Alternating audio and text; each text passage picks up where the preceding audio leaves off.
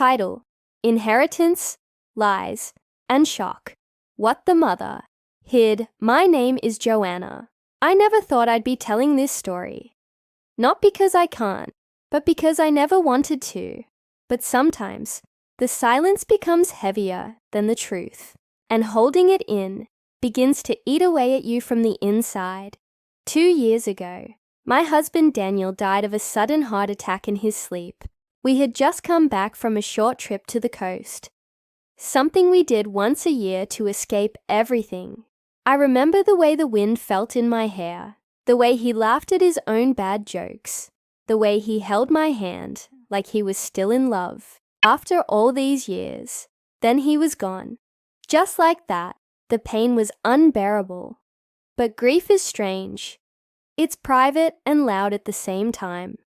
While I was trying to process a world without Daniel, his children were preparing to confront me. Daniel had 2 children from his first marriage, Emma and Zack. Emma, sharp-tongued and assertive. Zack, quiet but calculating. They were in their late 20s, living their own lives, and we had only seen each other on holidays or during important family events. Our relationship had always been strained at best.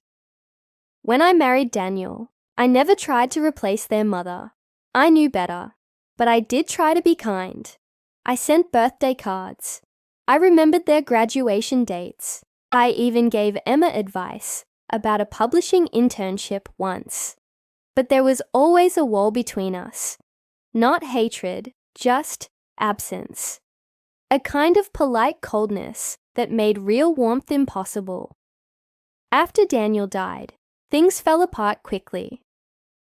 3 days after the funeral, I received a cold email from Emma. It wasn't a message of comfort. It was a list of assets she believed she was entitled to. A house in Charleston, a rental apartment in Atlanta, and shares in Daniel's former software company. She signed it, Emma Spencer, beneficiary. That word, beneficiary, as if she had already processed her father's death and moved on to business. I didn't reply immediately. I didn't have the strength, but that silence only made things worse. Within a week, I was being called a thief behind my back. Friends were whispering that I had snatched everything. A cousin of Daniel's even messaged me on Facebook to ask, "Is it true that you tricked the kids out of the inheritance?" I cried that night. I didn't even know what they thought I had done. Then one afternoon, Emma and Zack showed up at my door, uninvited. I opened it in my robe, still half asleep, from an anxiety pill I'd taken the night before. Emma was holding a folder, thick, packed with printouts. "Why are you here?" I asked. "To get what's ours," Emma snapped. "We're not leaving until you explain how everything he promised us vanished." Zack looked uncomfortable, but said nothing. "Come in," I said. "If you're going to accuse me, you can at least sit down." We sat in the living room. The fireplace was cold.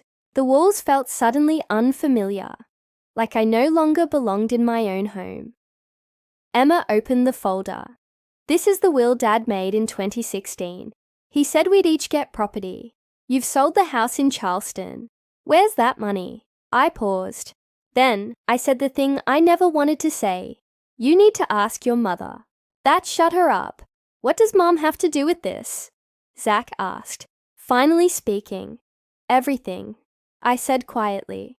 "When Daniel died, they were still legally married. Yes, he lived with me, and yes, we were married. But because of a paperwork error and his reluctance to finalize the divorce, part of his estate passed to her by default. I didn't take anything, but she sold off what she inherited." They stared at me, confused. Emma shook her head. "That's not possible.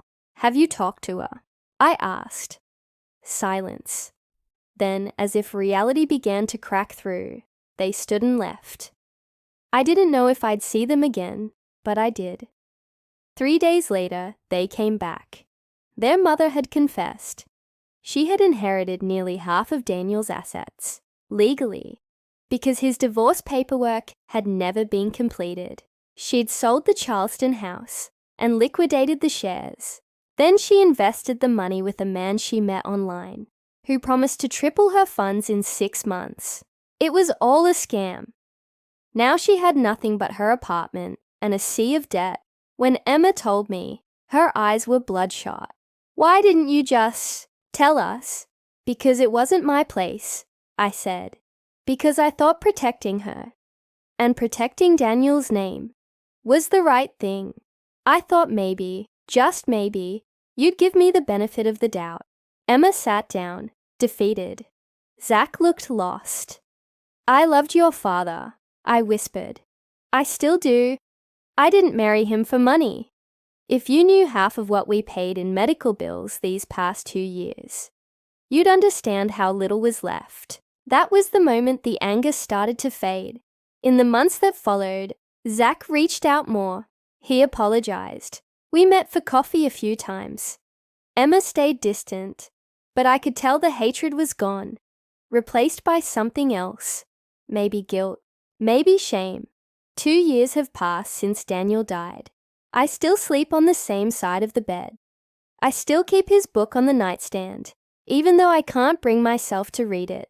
And sometimes, on cold evenings, I think back to that moment. In the living room, the folder, the accusations, the silence. And I wonder, what would have happened if I had told them everything right away? Would they have believed me? Or would they still have needed someone to blame? Here's what I've learned. Grief makes us cruel. But truth doesn't care about emotion. It sits silently, waiting, until someone is brave enough to stop yelling and start listening.